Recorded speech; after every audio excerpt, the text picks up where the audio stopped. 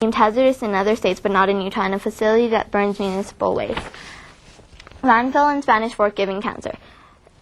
Dillon and Snyder, 2001 Desert News. The physical symptoms of Spanish Fork are most often blamed on methane gas, which is constantly emitted from landfills. The ground above the old landfill has also tested positive for asbestos, which is linked to lung cancer. I don't dare take a drink of the water or turn on the heater. I'm afraid our house is going to blow up. Spanish Fork resident Aaron Dodge said last month. We shouldn't have to live there. See, people are greatly opposed against having landfills, and they said that people are fine with it, which is completely not true, and they had no supporting evidence against this, so you can't consider this and say that, because we have supporting evidence saying that people do not like landfills and that it causes it's very harmful. They said that there are and that's what we mean with the potential harms, and then they said that landfills are good and that recycling is unsanitary and harmful. Again, we met that with our cards. They said we also met their recycling rates and how they said that recycling costs more, and they said that first of all, and then their next point was that there are already recycling programs in Utah. However, in our solvency and in our inherency and in our harms, we have proved that people, even if there are recycling programs, people aren't doing it, and the few recycling programs that we have aren't working, and that we need better recycling programs. So basically, by saying that we already have recycling programs and we don't need new ones, that doesn't work, because we're already saying even if we have a recycling program, it's not working, so that's why we're mandating it and we're giving power to the local government and we're trying to make things work. And recycling is better than landfills, and recycling is better overall for the environment and cost-wise. Therefore, you should recycle, therefore you should vote AF. My partner and I do not support the resolution. Be it resolved that the state of Utah adopt a comprehensive program of recycling for all communities within its borders. As a wise man once said, if it's not broken, don't fix it. The current plan of status quo provides for our present needs. There is no need for a drastic change. In fact, there are a number of myths about recycling and the need for recycling that I would now like to explain. The National Center for Policy Analysis, or NCPA, has published A Consumer's Guide to Environmental Myths and Realities.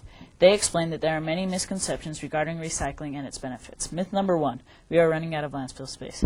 This is not true. All of the garbage that America produces in the next 1,000 years would fit in a landfill that occupies less than 1/10 of 1% of the continental United States. Or in other words, it would fill an area 44 miles on each side and about 120 feet deep. NCPA 1999. To quote the article, are we running out of places to put the garbage we generate? The answer is no. In many parts of the country, potential landfill space is abundant. We are in no danger of running out. End quote. Myth number 2 is that recycling is always good. Recycling itself can harm the environment. It can produce fuel emissions and consumptions, and therefore increase pollution. As a result, the environmental costs of recycling may exceed any possible environmental benefits. NCPA 1999. A specific example of that is that recycling of newsprint requires de-inking, which involves the use of toxins which create other disposal problems. Sometimes mandatory recycling replaces products that were already being recycled. For example, many industries, such as the auto industry, have been recycling for 70 years. Steel cans may replace auto scrap, and newspapers may replace factory scrap, causing costs to rise with no increase in the recycling of products. Another article published in Access to Energy, August of 2000, states that recycled paper is of poorer quality and of higher cost than unrecycled paper. The higher cost of paper production is passed on to us. Myth number 3, recycling paper saves trees.